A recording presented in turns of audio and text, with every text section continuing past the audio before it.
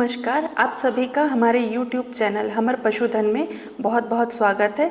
आज हम पशुओं में होने वाले अत्यंत गंभीर बीमारी थनैला के विषय में चर्चा करेंगे।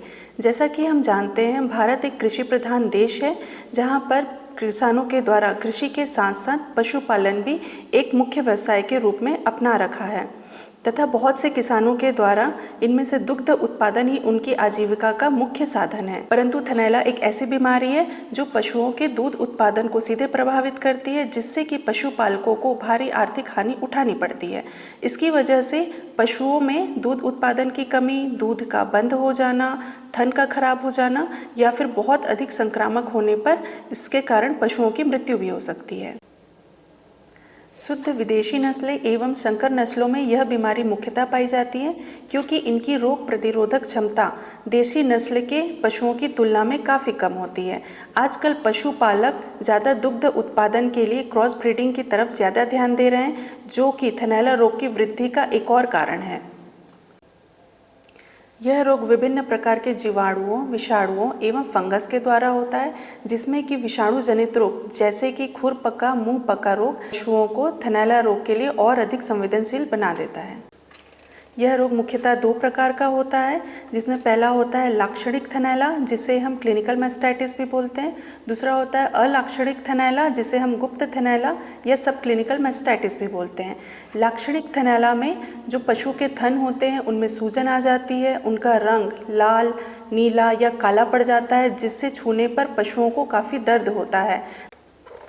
इसके साथ साथ पशुओं में दुग्ध उत्पादन में कमी, दूध के थक्के बनना, दूध का नमकीन एवं बेस्वाद हो जाना तथा कभी कभी थन से रक्त मिश्रित दूध भी आता है। इस रोग के बहुत अधिक लंबे समय तक बने रहने तथा उपचार के अभाव में थन छोटे, कड़े एवं दर्द रहित हो जाते हैं तथा इसके दूध में भी गुणवत्ता में भी कमी आती है, जिससे कि दूध पतला एवं कभी कभी निकलना भी बंद हो जाता है।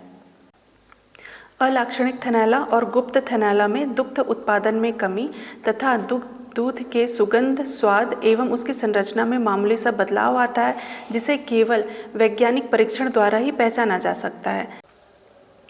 यदि बीमारी की आरंभिक अवस्था में ही पहचान कर ली जाए तो इससे इलाज में खर्च कम होता है तथा पशु के ठीक होने की संभावना बढ़ जाती है।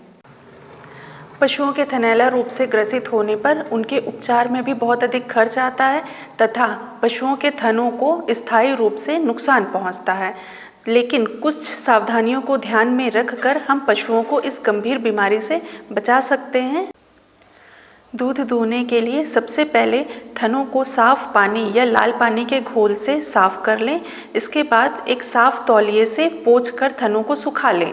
दूध दूहने के लिए पूर्ण हस्त विधि का उपयोग करना चाहिए। तत्पश्चात चारों थनों से 2-4 दूध की धारें दूसरे बर्तन में निकालकर अलग से फेंक दें। दूध शीघ्र, पूर्ण एवं स्वच्छ तरीके से दूहें। दूध दूहने के पश्चात थनों के छिद्र खुले रहते हैं, जिससे संक्रमण की आशंका बढ़ जाती है। अतः दूध दूहने के पश्चात पशुओं को 30 से 45 मिनट तक बैठने नहीं देना है। इसके लिए पशुओं को चारा या आहार दिया जा सकता है। पशुओं के थन को चोट या खरोच से बचाना चाहिए तथा चोट लगने पर एंटीबायोटिक क्रीम का प्रयोग करना चाहिए। आइए अब इसके उपचार के बारे में जानते हैं। थनैला रोग के लक्षण आते ही सबसे पहले अपने नज़दीकी पशु चिकित्सक से सलाह लें तथा उनके सलाह के उपरांत ही एंटीबायोटिक तथा विभिन्न प्रकार के सूजन कम करने वाली दवाएं, एंटी इन्फ्लामेटरी दवाओं का उपयोग करना चाहिए। जीवाणुओं की पहचान करके एंटीबायोटिक सेंसिटिविटी जांच की रिपोर्ट के आधार पर एंटीबायोटिक का प्रयोग करने पर परिणाम इससे अच्छे आते हैं तथा थनैला ग्रसित जिस पशु का उपचार चल रहा है उसका दूध कम से कम 4 से 5 दिनों तक उपयोग ना करें। आशा करते हैं कि आप इस रोग से अपने पशुओं को बचाकर दुग्ध उत्पादन में वृद्धि करके पशुपालन व्यवसाय से अधिक लाभ प्राप्त करेंगे। धन्यवाद।